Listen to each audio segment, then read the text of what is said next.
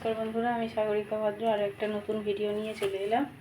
দেখো, প্রথমে কড়াটা গরম হয়ে গেছে, একটু তেল দিয়ে দেবো কড়াই।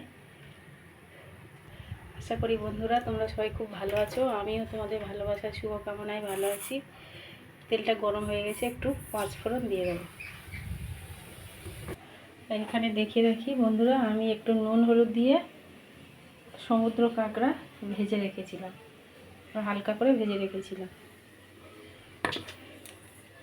5 ফোড়নটা লাল লাল করে ভেজে নিয়েছি। এবার এই যে গুলে রাখা তেঁতুল আর জল দিয়ে দেবো।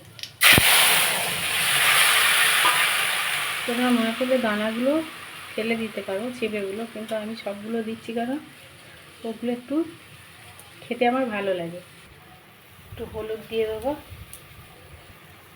স্বাদ মতো লবণ দিয়ে দেবো, আরও একটু জল আমি দিয়ে দিয়েছি। ঢাকা দিয়ে দেব, টকটা ফুটে না ওঠা পর্যন্ত অপেক্ষা করব।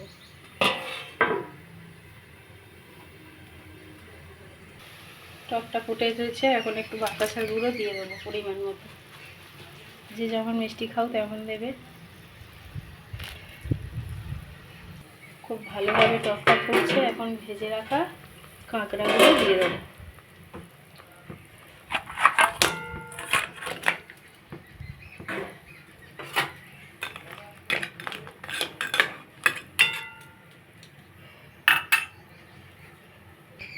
কাঁকড়া দিয়ে তেঁতুলেরটা জাস্ট অসাধারণ লাগে।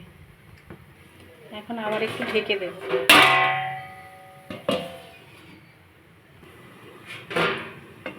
খুলে দেখবো কেমন হয়েছে।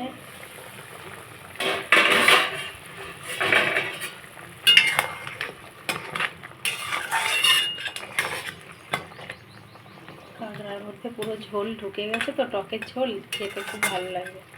আর এই দানাগুলো যে এই সাইডটা ভেঙে আর টানলে এই যে টকের ঝোলটা ঢুকে গেছে, অসাধারণ অসাধারণ খেতে লাগে।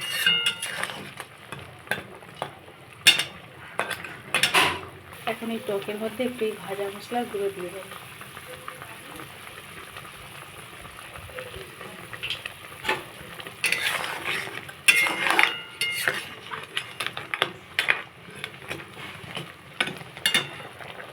মশলা দিয়ে একটু ফুটিয়ে নিয়েছি, এখন ওভেন অফ করে নামিয়ে নেব।